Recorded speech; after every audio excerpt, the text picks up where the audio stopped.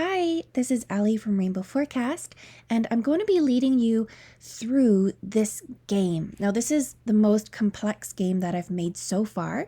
It's a sight reading challenge, but I made it really fun, so I can't wait to show you how to use this. So once you make your purchase, you will get this PDF that shows you a specific link to this boom card deck, and it is a type of deck that kind of moves through in a specific order, so it's not random. Let's just say you have a short amount of time to do this challenge. Here on the menu, you'll see there's specific keys, and you can actually just click it and you can immediately get to a specific page with an example of a sight reading excerpt in that key.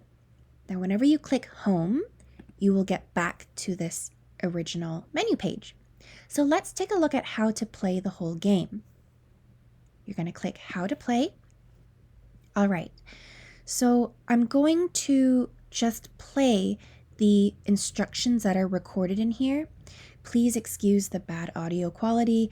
Boom cards only accepts a specific size, so it's usually compressed.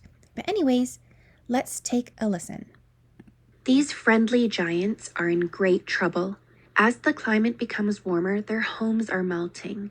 They use snowball bricks to build their home. Your mission is to bring the Yeti's magic snowballs that never melt, but they can only be collected from the big bear. Your teacher will keep track of your attention to these following details and give you points: note accuracy, steady tempo, rhythm, dynamics, articulation. You can earn 1 point in each of these areas. Students, at the end of the game, count how many total points you have earned in all your sight reading challenges. Then click on the home button to go to the menu and click on the big bear. For each point you have, the bear will let you take 1 snowball. Then you can start building. Good luck. All right. So for the teachers, I have a specific instruction here, but I'm going to just explain that here. So let's just say you have a student that really excelled in one of the sight reading excerpts. For example, let's just take E minor. They did really good with the articulation, paid a lot of attention to the rhythm. It was a steady tempo. So in that case, at the bottom, you would choose the corresponding areas that the student really excelled in. So I mentioned articulation, you'll click that, and a point appears. They also did really good with a steady tempo and the rhythm. So this would count as 3 points, and the card will actually remember this. So at the very end, when the student counts all their total points, you can easily find this card and be able to count, oh, there are 3 points here. So let's go back here. Let's do another example. Let's do an F major one. All right, so your student paid a lot of attention to the notes, and each note was played correctly. The tempo was a little off. It could be improved on, but the dynamics and articulation was really great. So you're going to give them points in the note accuracy, dynamics, articulation, and the rhythm was pretty good as well. So we're going to give them that. That's 4 points. We're going to go back to the home. So when you go back here, let's just take a peek at what that would look like. When we go back to it, see how the points are still there? All right. So this is a quick way to go through 6 excerpts, but if you want to actually play the entire game, let's start at C major. The student's going to go through this excerpt and then click the forward button over here at the top. You will get to its relative minor key, A minor. Then we click again, we go back to C major. It increases a little bit in difficulty. Click it again, back to A minor. A lot of these excerpts I wrote to kind of emphasize on the articulation, because I find that with my students, that's something that's often missed. So this is a exercise to really practice the attention to detail. Next, we have another key. We have G major, it's relative minor, E minor. Now, some of these excerpts have key signatures, some of them do not. They have accidentals. So the students have to pay attention to that.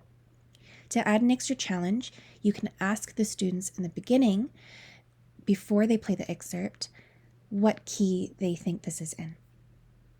I usually give my students about a minute to look at the excerpt first before playing on the piano or even touching the piano. Here is another G major excerpt and another relative minor, E minor. All right, we're moving on to G major. And then we have an F major. It's another F major, and it's relative minor, D minor, and another D minor. So you see that was a lot more excerpts. This is for a much longer exercise. All right. So let's just say you collected all the points and you're ready to start building that house for the Yetis. So you go back to the menu page, which is already here, and let's just say you counted all the points and the student has, say, 12 points. Okay, you're going to click on the big bear and we get to build our house. So this is my favorite.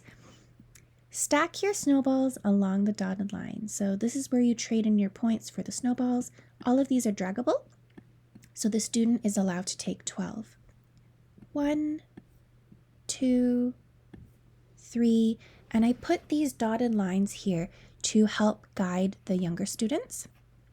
4, 5, 6, 7, 8, 9. Oof, I don't know if I can fit it.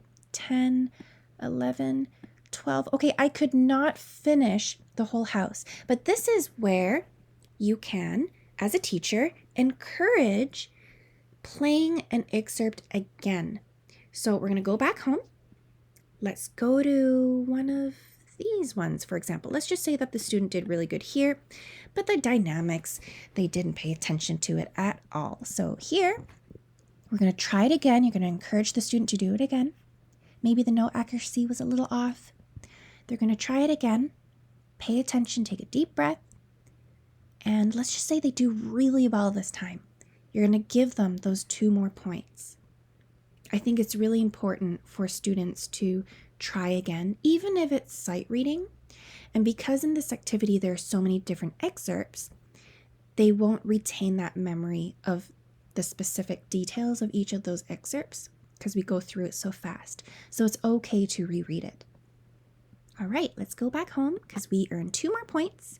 You go back to the bear, and now we can grab the last few snowballs. And there, we finished the house for the Yetis. I'm so excited about this game. I really hope that you and your students enjoy it. Make sure you leave a rating or review on my TPT page. This helps me understand which products and which resources are useful, what can be improved on, and which ones I can make more of for you in the future. Anyways, I hope you enjoy this. Happy teaching and happy learning. Bye-bye.